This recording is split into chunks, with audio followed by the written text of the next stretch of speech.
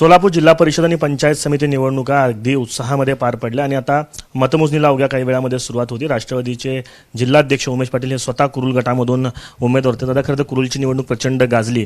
EVM रस्त्यावरती धाब्यावरती आढळल्या म्हणून तुम्ही प्रचंड आरोप जे आहेत ते प्रशासनावरती देखील केलेले होते.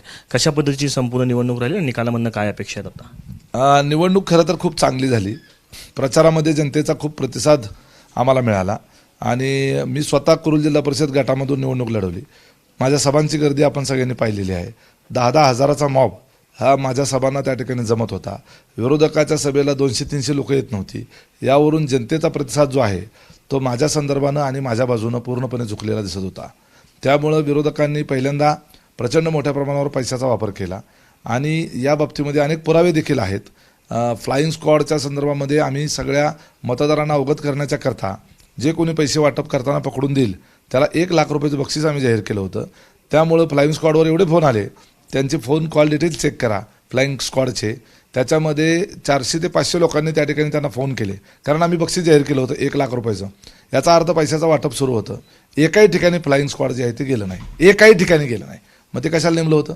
मी जिल्हाधिकारी महोदयांना फोन करून सांगितलं होतं की आपण बाहेरच्या जिल्ह्यातलं दुसरंच फ्लाईंग स्क्वॉड जे आहे ते या ठिकाणी अजून 2-3 टीम इथं पाठवा. फार मोठ्या प्रमाणावर पैशाचं वाटप चालू आहे. अर्थात पैसे घेऊन सुद्धा लोक मलाच मतं टाकणार होते हे मला माहीत होतं. आम्ही त्या ठिकाणी लोकांना जागृत केलं होतं की जरी पैसे वाटप झालं तरीसुद्धा हे आपलेच पैसे लुबाडून आपल्यालाच वाटणार आहेत आणि त्यामुळं मतदान करताना मात्र आपण सगळ्यांनी नीटपणे विचार करून करावं असं आवाहन आम्ही केलं होतं. त्यामध्ये रात्री काल घटना घडली की ईव्हीएम मशीन ह्या धाब्यावर सापडल्या. आता प्रशासनाचं म्हणणं आहे की त्या रिझर्व्ह ईव्हीएम मशीन होत्या.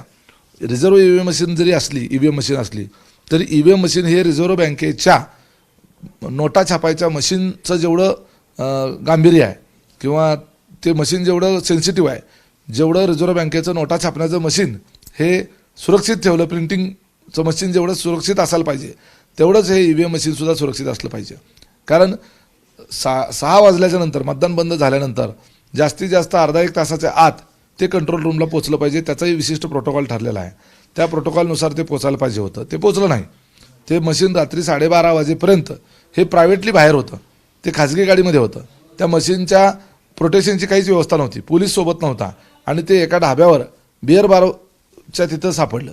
आणि हे ज्या अर्थी अशा पद्धतीनं एवढं सेन्सिटिव्ह साहित्य जे निवडणूक आयोगाच्या दृष्टिकोनातून सगळ्यात सुरक्षित जर काय ठेवायचं असतं तर ईव्हीएम मशीन, ते जर ढाब्यावर सापडत असेल तर यामध्ये इतर ठिकाणी असं झालं नसेल कशावरून? कुरुल जिल्हा परिषद गटाच्या मशीन सापडल्या. इतर मशीन ज्या आहेत फक्त सापडल्या नाहीत, परंतु त्या बाहेर त्या रिझर्व्ह कोट्यातल्या मशीन बाहेर घेऊन जाऊन त्याच्यामध्ये टॅम्परिंग करून, टॅम्परिंग म्हणजे काय, त्या मशीनमध्ये काय फक्त बटनच दाबायचे ना ठराविक चिन्हाची, ती बटणं दाबून त्याच्यामध्ये मतदान लोड करायचं आणि हे मशीन ओरिजिनल जे मतदान झालेलं मशीन आहे त्याच्या ठिकाणी शिफ्ट करायचं. 1-2-3 मतदान केंद्रामध्ये जरी असं अपलोड करून ठेवलं गेलं सोयीनुसार तर त्या ठिकाणी उद्या मतदानामध्ये बदल दिसू शकतो.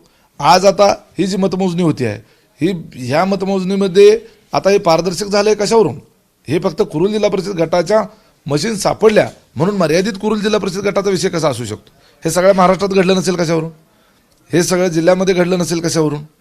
त्यामुळं ही प्रक्रिया संशयास्पद आहे. त्यामुळे माझी मागणी अशी आहे की निवडणूक रद्द केली जावी आणि बॅलेट पेपरवर निवडणूक घ्या. खरं तर तुम्ही मागणी केलेली आहे की निवडणूक रद्द करण्यात यावी, मात्र आता मतमोजणी तर होतीये, त्यामुळे येणारा जो निकाल आहे, मतदारांना जो कौल दिलेला आहे मतपेटीमध्ये, तो मान्य असणार आहे तुम्हाला ज्या पद्धतीनं येतील तो कौल? हे पहा, जर अशा पद्धतीनं टॅम्परिंग करून मशीनच गायब करून जर तुम्ही खाजगीरित्या लोड करून जर त्या ठिकाणी एक्सचेंज करून जर मशिनीवरनं मतदान घेत असाल तर त्याच्यात संशय निर्माण झालेला आहे ना. आणि उद्या आता त्या ठिकाणी यांनी माझ्या 2 बूथवरच्या मशीन सापडल्या.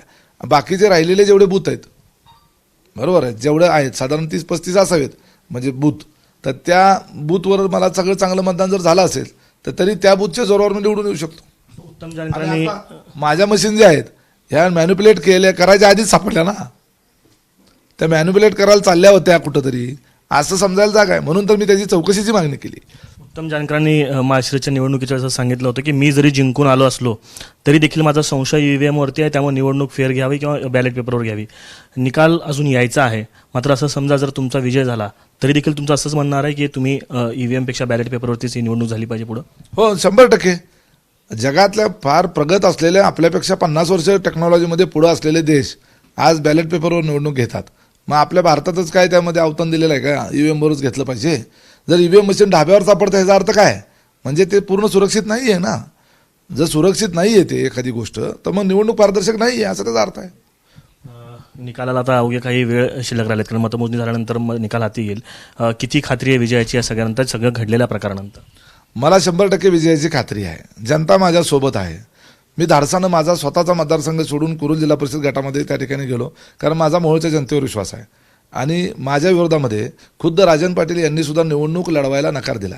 याचा अर्थ आहे की निवडणूक लढवायला ते माझ्या विरोधात घाबरले होते पराभवाला. मग आता हे फेअर इलेक्शन होतं, त्यावेळेला ते घाबरणारच होतं. मग आता त्यांना अशा पद्धतीनं ईव्हीएम मशीन पळवून निवडणुका जिंकायच्या असतील आणि जिंकलेही उद्या, तर त्या जिंकण्याला अर्थ काय असतो? मोहोळचा निकाल काय असेल संपूर्ण मोहोळ तालुक्याचा? जर आमच्या इथून अशा पद्धतीने ईव्हीएम दुसरेही रिझर्व्ह मशीन जर पळवले गेले नसतील, तर सगळा निकाल आमच्यासारखा लागेल. नक्कीच हे होते उमेश पाटील. खरं तर मतमोजणी 10 वाजता सुरू होते, मात्र विजयाची अपेक्षा जी आहे ती त्यांना आहे. अर्थात मोहोळची निवडणूक अनेक कारणांनी गाजली, त्यातलं प्रामुख्यानं कारण ईव्हीएम धाब्यावरती सापडणं. प्रशासनानं कारवाईची इशारा दिलेला आहे संबंधितांवरती. मात्र या उपरोक्तही उमेश पाटलांचं असं म्हणणं आहे की फेअर पद्धतीने निवडणूक जी आहे ती झाली पाहिजे होती. कॅमेरा पर्सन युगल आफताब शेख, एबीपी माझा, मोहोळ, सोलापूर. एबीपी माझा, उघडा डोळे बघा नीट.